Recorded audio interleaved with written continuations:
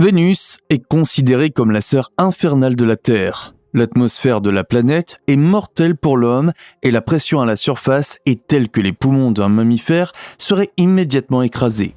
Même les équipements techniques ne peuvent résister longtemps à ces conditions. Comment étudier une telle planète et pourquoi l'étudier ? Ce sont des questions passionnantes que nous explorons dans cette vidéo. Avant d'aborder les pionniers de l'exploration de Vénus et les incroyables prouesses techniques des sondes russes, nous vous invitons à vous abonner à notre chaîne pour ne plus jamais manquer une de nos vidéos à l'avenir sur l'exploration spatiale. Bien sûr, nous apprécions également un j'aime si vous avez aimé la vidéo. Nous allons maintenant passer aux missions Vénus les plus réussies de tous les temps. Et elles n'ont pas été menées par la NASA cette fois-ci, mais par des experts spatiaux russes. Les missions n'ont pas non plus fourni les meilleures images de la surface de Vénus la semaine dernière ou l'année dernière, mais plus de 40 ans auparavant. Il n'est pas encore certain que la NASA parvienne à surpasser ses brillants succès de vols spatiaux russes avec les sondes Veritas et Da Vinci+, qu'elle prévoit d'effectuer sur Vénus. Nous examinons ce que les sondes russes et la NASA ont découvert sur Vénus jusqu'à présent, et les conséquences sur ces découvertes incroyables pour la vie sur Terre.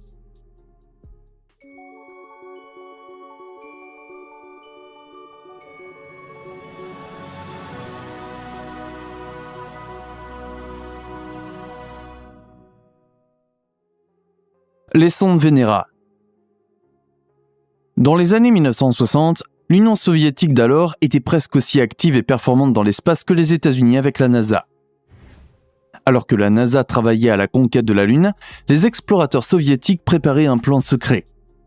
Finalement, les techniciens soviétiques ont annoncé quelque chose que personne ne pensait possible à l'époque. Ils voulaient être les premiers à visiter la surface de Vénus. Ce projet était considéré comme impossible depuis que l'on connaissait les conditions de surface et la composition de l'atmosphère de Vénus. En 1962, la sonde Mariner 2 de la NASA a envoyé pour la première fois des données de mesure si claires de Vénus qu'il est devenu évident une fois pour toutes sur Terre que notre planète voisine n'est pas un monde aquatique charmant, mais un endroit infernalement chaud et empoisonné. L'atmosphère de Vénus brûle de gaz toxiques et de brouillard trouble de dioxyde de soufre et de monoxyde de carbone. La visibilité de la surface est pratiquement impossible depuis l'orbite en raison de l'épaisse couverture nuageuse et personne ne savait avec certitude ce qui attendrait les premiers visiteurs de Vénus à la surface. La seule chose qui était claire était que la pression à la surface de notre planète voisine est d'environ 90 bars, ce qui est aussi élevé que la pression de l'eau sur Terre à une profondeur de près de 900 mètres. Avec ces informations, il devait être clair que les premiers visiteurs de Vénus n'étaient pas des humains, mais des sondes spatiales. Bien qu'il semble assez facile d'envoyer des appareils techniques à la surface de Vénus, même cela était considéré comme impossible dans les années 1960 et 1970, car notre planète sœur n'a pas seulement des toxines et une pression extrême, mais aussi des températures maximales de 470 degrés Celsius, qui font fondre immédiatement presque toute la technologie humaine si la pression n'a pas déjà écrasé les caméras ou les capteurs à ce moment-là. Le monde a donc, à juste titre, regardé de travers les plans des soviétiques et presque personne ne croyait vraiment au succès des missions. Mais les sondes Venera ont éclipsé tout ce qui avait précédé.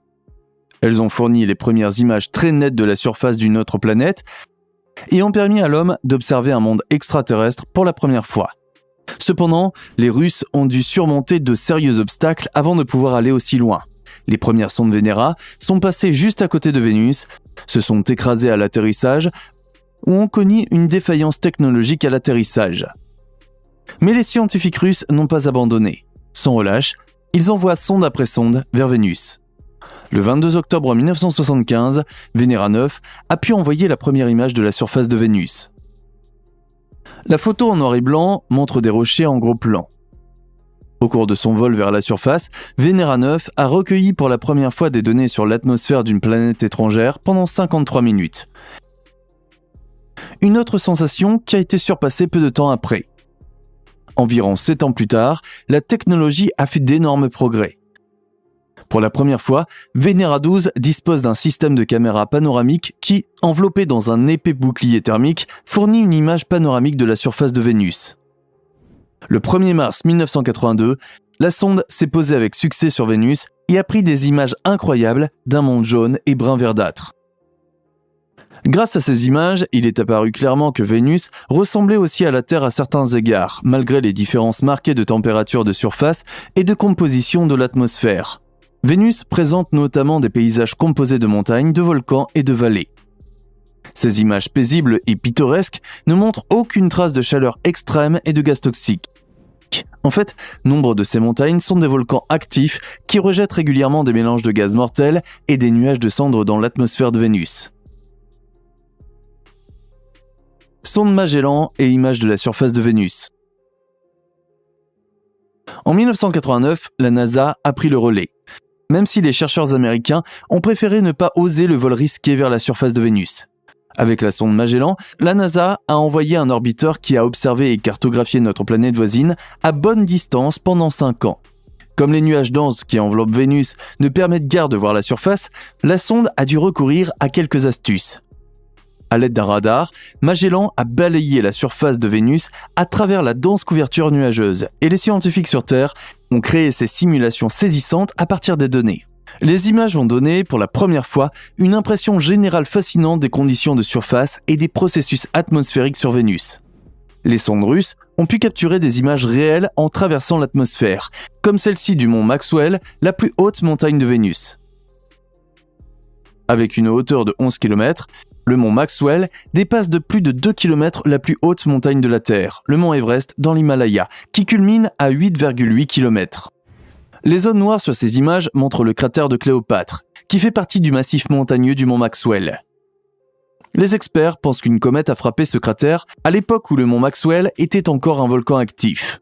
À cette époque, de grandes quantités de magma se sont probablement échappées de l'intérieur du volcan par le cratère, qui mesure aujourd'hui plus de 90 km de large et 5 km de profondeur. Ces images montrent des formations uniques dans tout le système solaire. Les volcans presque circulaires, qui sont encore actifs aujourd'hui, sont appelés dômes de crêpe. Les dômes en forme de crêpe apparaissent toujours en groupe et ont un diamètre de 20 à 25 km et une hauteur de 700 à 1000 mètres. Leur forme inhabituelle est probablement due à des caractéristiques géologiques dans les couches rocheuses profondes de la Terre. Bien entendu, ces images ne représentent qu'une infime partie de la surface de Vénus. Avec un diamètre de 12 102 km, Vénus a presque la même taille que la Terre. Les montagnes, les volcans, les vallées et les éboulis presque sans fin peignent un scénario fascinant mais aussi solitaire. Jusqu'à présent, aucune trace d'eau n'a été trouvée sur Vénus et malheureusement, aucune preuve de l'existence de civilisation vénusienne engloutie. Le monde scientifique a donc préféré se tourner vers d'autres cibles de recherche dans l'espace au cours des 30 dernières années et Vénus a été plus ou moins oubliée. Jusqu'à ce que les chercheurs annoncent une surprise à laquelle personne ne s'attendait. Des traces de vie dans l'atmosphère de Vénus. En 2020, des chercheurs affirment avoir trouvé des traces de vie organique dans l'atmosphère de Vénus, une planète toxique et extrêmement chaude. La découverte faite par le télescope James Clerk Maxwell à Hawaï a été célébrée dans les milieux scientifiques pendant des semaines comme une véritable sensation. Grâce à des relevés de motifs radio, le télescope a pu détecter des signatures d'une substance appelée phosphine dans l'atmosphère de Vénus.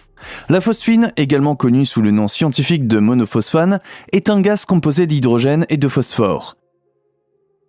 Nous pouvons fabriquer de la phosphine artificiellement, mais dans la nature, la phosphine est produite exclusivement par des micro-organismes tels que les bactéries. La phosphine, comme tout gaz ou élément, possède un spectre de couleurs et de fréquences typiques. Les chercheurs d'Hawaï ont détecté exactement ce spectre de phosphine dans l'atmosphère de Vénus. Les experts appellent ces traces de vie organique, en dehors de la Terre, des biosignatures. Les chercheurs sont constamment à la recherche de telles biosignatures dans toutes les données de mesure connues des télescopes sur Terre et des sondes, et donc de preuves fiables d'une vie organique en dehors de la Terre. Avec cette découverte, l'intérêt des chercheurs et de la NASA s'est à nouveau tourné vers Vénus.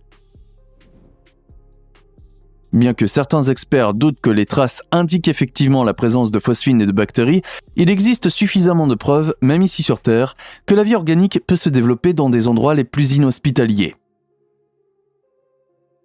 Rien que dans le parc national de Yellowstone, aux États-Unis, on trouve des dizaines de sources thermales chaudes où des eaux toxiques s'infiltrent depuis les profondeurs d'un volcan. Bien que les êtres humains et les matières organiques présentes dans ces sources subissent immédiatement de graves dommages, on a trouvé dans les bouillons caustiques des bactéries qui se sont parfaitement adaptées à l'environnement. Actuellement, les partisans de la théorie de l'existence de bactéries sur Vénus pensent que les micro-organismes pénètrent dans l'atmosphère par le biais du volcanisme. Ces images montrent des séquences de Magellan sur l'activité du Mare Mons. Le plus grand volcan de Vénus pourrait être sur le point d'entrer en éruption. Les traces autour du volcan ont indiqué aux chercheurs que Mare Mons est très susceptible d'émettre de grandes quantités de gaz et de cendres dans l'atmosphère, plutôt que des torrents de lave brûlante. Les nouvelles missions sur Vénus. Immédiatement après la découverte de traces de vie dans l'atmosphère de Vénus, la NASA a alloué des fonds suffisants pour relancer l'exploration de cette planète passionnante. Il est vrai que Vénus ne pourra jamais être colonisée par des colons comme Mars ou servir de lieu de résidence alternatif pour l'homme. Néanmoins, les processus qui se déroulent sur Vénus et l'évolution que la planète a connue au cours des derniers millions d'années sont de la plus haute importance pour nous, les humains de la Terre. Après tout, les chercheurs pensent qu'il y a plusieurs millions d'années, Vénus était une planète avec une atmosphère accueillante, des saisons et de l'eau. À l'heure actuelle, on pense qu'un effet de serre excessif, tel que celui qui se produit actuellement sur Terre, est à l'origine de l'assèchement de la planète et de sa transformation en un monde toxique et inhospitalier. Les chercheurs pourraient tirer des conclusions importantes sur l'évolution de notre patrie à partir du destin de la planète sœur de la Terre. En 2028 et 2030, les sondes Veritas et Da Vinci Plus de la NASA se rendront sur Vénus. Alors que Veritas, qui fait suite à Magellan, effectuera à nouveau une cartographie radar depuis l'orbite de Vénus, mais cette fois-ci avec une résolution beaucoup plus élevée, Da Vinci Plus sera la première sonde de la NASA à se poser à la surface de Vénus. Les techniciens qui participent actuellement à la construction de la sonde qualifient en plaisantant Da Vinci Plus de chimiste volant. Au cours de son vol dans l'atmosphère de Vénus, l'atterrisseur prendra des mesures élaborées et percera le secret de la phosphine dans les nuages de Vénus. La Russie a également remis les pendules à l'heure en direction de Vénus. En 2031, la mission Venera D s'appuiera sur les succès sensationnels des années 1970 et 1980. Venera D sera composée d'un orbiteur et d'un atterrisseur. La Commission spatiale russe a déjà annoncé que l'atterrisseur résistera aux conditions difficiles de la surface de Vénus pendant un mois entier, au cours duquel il prendra probablement des mesures plus détaillées et uniques que jamais. Nous devrions donc rester à l'écoute. L'exploration de nos planètes voisines nous réserve certainement de nombreuses découvertes sensationnelles et de grandes surprises dans un avenir proche. Nous vous remercions d'avoir regardé cette vidéo, et à la fin, nous aimerions savoir laquelle des découvertes faites sur Vénus vous a le plus impressionné et ce que vous pensez des prochaines missions de la NASA et de l'Agence spatiale russe sur Vénus. Nous attendons vos contributions dans les commentaires. Rendez-vous la prochaine fois sur Simply Space.